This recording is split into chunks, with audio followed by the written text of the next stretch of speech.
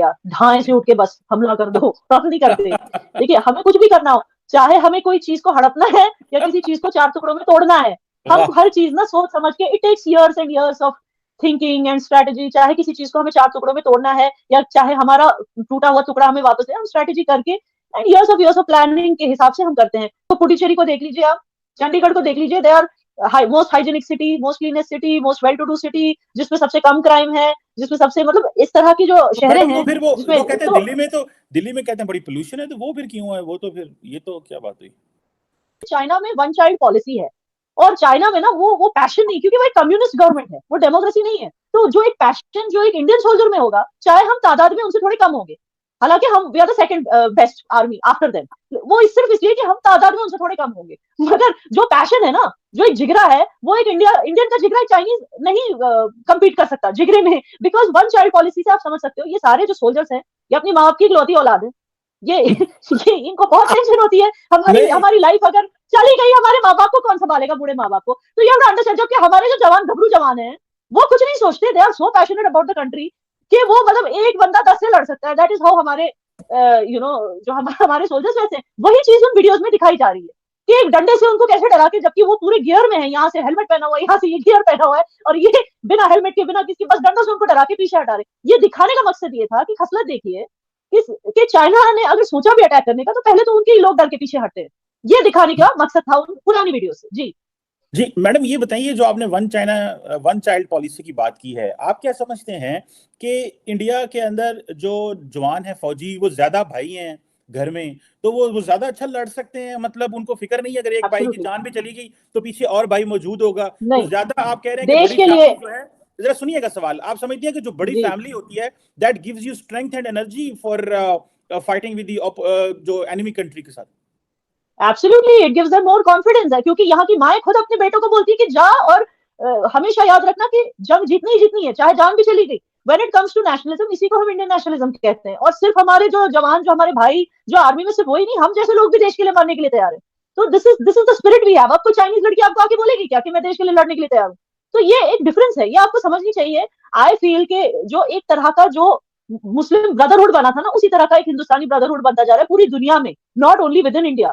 Because Indian supporters अब पूरी दुनिया में फैल चुके हैं, और उनके बीच में, हम सबके बीच में जो यूनिटी है, that is the strength of India, and it is nothing to do with Modi ji. हाँ, मोदी जी ने एक चीज किया कि उन्होंने सारे नेशनलिस्ट को एक साथ कनेक्ट किया एक थॉट के साथ, एंड मुझे लगता है वो हमारी स्ट्रेंथ है, उसमें हम किसी तरह से वीक तो नहीं हो गए।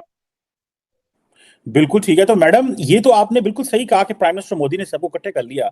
मतलब is India really ready for a small scale को कॉन्फ्लिक्ट हो जाए चाइना के साथ? अगर ये होता है तो आपको नहीं लगता कि इससे इंडिया की प्रोग्रेस कम होगी, स्लो हो देखिए, जाएगी? सबका साथ सबका विकास का क्या मतलब है? That our first prerogative is progress. लेकिन हाँ, अगर किसी ने, मतलब वो कहते हैं ना, किसी ने हमसे पहले छेड़ने की कोशिश की, छेड़छाड़ करने की कोशिश की हमारी सोवरेनिटी के साथ, तब हम जवाब देंगे। तो पहले देखिए, अनफॉर्चुनेटली क्या था, पहले की गवर्नमेंट ने इंडिया को इतना वीक दिखाया था कि कोई भी यहाँ घुस के आए, कोई भी यहाँ कहीं भी घुस के कहीं भी बॉम्ब अटैक कर दे, चाहे वो मुंबई ताज अटैक हो या पठानकोट हो, कोई भी कुछ भी कर ले, कोई बात नहीं। लेकिन ये जो गवर्नमेंट है, इसने एक अपना स्टैंड दिखाया कि भाई किसी ने भी यहाँ मैस अराउंड करने की कोशिश की तो हम रेडी है। अब इसमें क्या गलत है, जब आपके जैसा देश जो पूरी मतलब बर्बादी के ब्रिंक पे आ चुका है, वो भी बोलता है हम न्यूक्लियर पावर है, हम न्यूक्लियर पावर है, तो क्या हमारे जैसा देश इतना नहीं बोल सकता कि भाई हम अपने आप को प्रोटेक्ट करने में सक्षम है? अगर किसी ने हमारी लाइन क्रॉस की, हमारी बाउंड्रीज क्रॉस की, तो भाई we can give it back. अब we can give it back and we want war, इन दोनों स्टेटमेंट्स में बहुत ज्यादा फर्क है। तो मैडम, आपने भी थोड़ी देर पहले बात की थी कि वो जो डिफेंस मिनिस्टर साहब है, राजनाथ सिंह साहब जो है, उन्होंने कहा कि हम कश्मीर जो है, आज़ाद कश्मीर वापस ले लेंगे। ठीक है, तो मैडम, आप भी इस वक्त मकबूजा कश्मीर में हैं, आप क्या समझती हैं कि अमित शाह साहब को या प्राइम मिनिस्टर मोदी को या डिफेंस मिनिस्टर साहब को अभी तक क्या चीज रोक रही है कि वो आजाद कश्मीर वापस नहीं ले रहे? मतलब if they have an intention, अभी रिसेंटली इंडिया के 3 स्टार जनरल साहब जो थे, वो भी कह रहे थे कि अगर हमें सिविलियन गवर्नमेंट के तो हम जो है वो आजाद कश्मीर वापस ले लेंगे। तो किसने आपको रोका हुआ है, या क्या प्रॉब्लम है कि अभी तक आजाद कश्मीर आपकी फौजें उस तरफ नहीं चल पड़ी? देखिए देखिए क्या प्रॉब्लम क्या है, क्यों अभी तक आपने इस हवाले से हाँ, मैं किसी इसका प्लान जवाब पे देती हूँ। काम नहीं देखिए, किया? कोई भी चीज है ना, कोई भी चीज धाए से नहीं करती इंडिया, धाए से उठ के बस हमला कर दो, हम नहीं करते। देखिए, हमें कुछ भी करना हो, चाहे हमें कोई चीज को हड़पना है या किसी चीज को चार टुकड़ों में तोड़ना है, हम वाह। हर चीज ना सोच समझ के, it takes years and years of thinking and strategy. चाहे किसी चीज को हमें चार टुकड़ों में तोड़ना है या चाहे हमारा टूटा हुआ टुकड़ा हमें वापस है, हम स्ट्रेटेजी करके एंड years of प्लानिंग के हिसाब से हम करते हैं। ये नहीं कि ढाई से कुछ उठ के कर लिया, जिससे सबको नुकसान होगा, आवाम को, आसपास की जो नेबरिंग पीसफुल कंट्रीज हैं और जो अनपीसफुल कंट्रीज हैं, तो सबको नुकसान होगा। तो इसलिए सोच समझ के करना पड़ता है जी। नहीं तो आपने तो आजाद कश्मीर वापस लेना है, तो दूसरे मुल्कों को इससे क्या प्रॉब्लम होगा? और तो कोई मुल्क ही नहीं है, ये पाकिस्तान और भारत का वो है, देखिए नहीं, इसमें तो ऐसे नहीं है। तीसरा मुल्क तो अगर बीच में वॉर आते ही होता है नहीं ना, है। नहीं नहीं, आई टेल यू कैसे, अगर किसी भी दो देशों के बीच में वॉर होता है ना, तो वो पूरा जो सब कॉन्टिनेंट है वो सफर होगा, जाहिर सी बात है, इकोनॉमी कोलैप्स होगी, बहुत सारे ना मतलब एक इन्फ्लेशन बढ़ जाएगा, there is a lot. India से इंपोर्ट भी करती है आसपास की कंट्रीज, इंडिया को एक्सपोर्ट भी करती है आसपास की कंट्रीज। ये तो इंडियन आपकी जो कमजोरी फाइनेंशियल बता रहा सिस्टम है, है, तो आप तो अपनी कमजोरियां बता रही हैं कि ये हमारे मसाइल हैं, हम ये कर ही देखिए नहीं सकते। अगर हर किसी के, being the strongest country in the Indian subcontinent, in the south Asia, हमारा फर्ज बनता है कि हम हर किसी के बारे में सोचें। एंड बिलीव यू मी, हम पाकिस्तान के बारे में भी सोच लेते अगर उसने क्या? दुश्मनी से ज्यादा दोस्ती निभाने की सोची होती जी। चले, ये आपकी सोच है, मैं अप्रिशिएट करता हूँ अगर ऐसी सोच है। अच्छा मैडम, ये बताइएगा कि पाकिस्तान की जो minister for state for foreign affairs है ना, रबानी खर, उन्होंने कहा है कि इंडिया एक रोग स्टेट है, वो पाकिस्तान के अंदर जो दहशतगर्दी है उसको एज ए टूल यूज कर रहे हैं। और उन्होंने जिक्र किया कि जौहर टाउन लाहौर में पिछले साल हाफिज सईद के घर के बाहर जो धमाका हुआ था, गाड़ी में एक वैन फटी थी, उसमें जो इन्वॉल्वमेंट है उसमें इंडियन जो रॉ के लोग थे वो इन्वॉल्व थे, और कोई 8-9 लाख डॉलर लगाया था इस सारे ऑपरेशन को सक्सेसफुल बनाने में। लेकिन हाफिज सईद तो जेल में थे, लेकिन उनकी फैमिली वहां मौजूद थी, तो काफी लोग भी वहां पे जिनकी जानें चली गई। So how do you see this Hina Rabbani Khar का ये बात कि इंडिया पाकिस्तान के अंदर दहशतगर्दी करवा रहा है and India is a rogue state? I don't see this fact, I choose to ignore it because it doesn't make any sense. क्योंकि जहां तक मुझे अपनी कंट्री की स्ट्रेटेजी का पता है, दे रादर, देखिए वही पैसा किसी के घर के सामने बॉम्ब उड़ाने से ज्यादा बेहतर। देखिए अगर आप रॉ की बात कर रहे हैं तो डेफिनेटली वो इतने बेवकूफ तो नहीं होंगे कि उन्हें नहीं पता होगा कि हाफिज सईद जेल में है, तो फैमिली को क्यों मारेंगे? वही पैसा in fact Indian government would have preferred कि भाई अफगानिस्तान जिस प्रॉब्लम में है उनको कुछ और टर्न बीट भेज दे, या उसी पैसों से वहां पे कुछ इंफ्रास्ट्रक्चर खड़ा कर दे, या उसी पैसों से help some other country that really needs that money.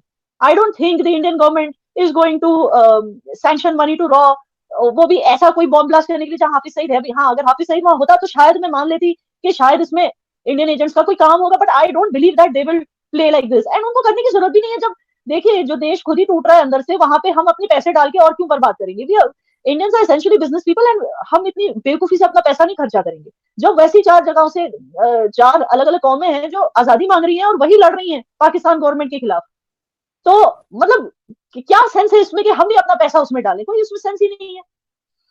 नहीं तो मैडम, ये आजादी की तहरीक तो कहते हैं इंडिया में भी चल रही है, जहां पे आप बैठी हुई हैं कश्मीर के नहीं, अंदर, यहाँ तो मकबूजा कोई तहरीक नहीं कश्मीर। चल रही, यहाँ तो हर घर तिरंगा है जी।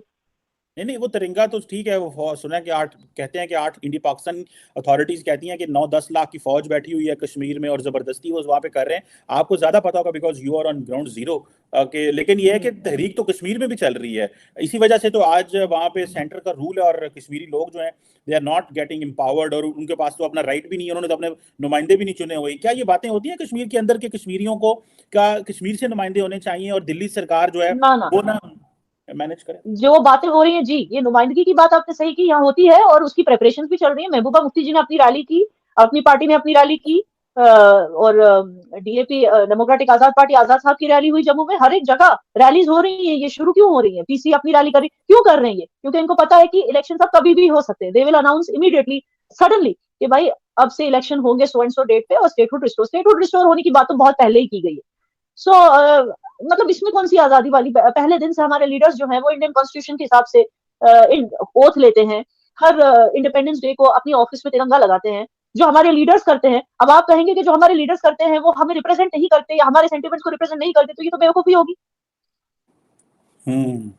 चले, ये एक बहुत बड़ा सवाल है स्टिल कि क्या जो सेंटर की सरकार है, मरकज जो है, वो they will Kashmir keep Kashmir union territory, और इसको वो आज़ादी देंगे या वो एम्पावर करेंगे जिस तरह के कश्मीरी जो है वो चाहते हैं। लेकिन मैं आपको काटना चाहूंगी यहाँ पे, आप आजादी और एम्पावरमेंट की बात कर रहे हैं, तो मैं आपको बता दूं जो इंडिया की यूनियन टेरिटरीज है वो ज्यादा एम्पावर्ड है और ज्यादा इकोनॉमिकली डेवलप्ड है, और वहाँ की स्टैंडर्ड ऑफ लिविंग ज्यादा है, और लोगों को लिबर्टीज भी ज्यादा है, और लोगों को मतलब they are performing the best in every day. चाहे आप चंडीगढ़ को लें, मैंने आपके लास्ट शो में भी बोला, चंडीगढ़ को लें या दिल्ली को लें, all the best performing areas compare to the states, the union territories are performing better.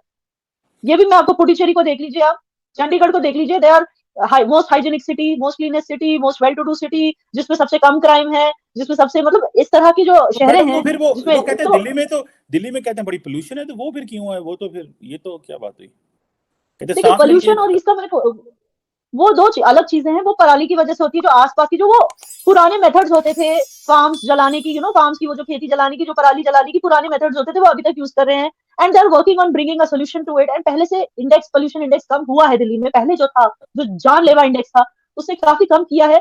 आम आदमी पार्टी ने इसमें काम बहुत किया है। वो जो लेन्स वेन्स, वो जो ट्रैफिक के उन्होंने रूल्स बनाए, बहुत सारे work is definitely going on. And you can not attribute that to the government. It is just कोई भी कस्टम्स और ट्रेडिशन चेंज होने में टाइम तो लगता ही है।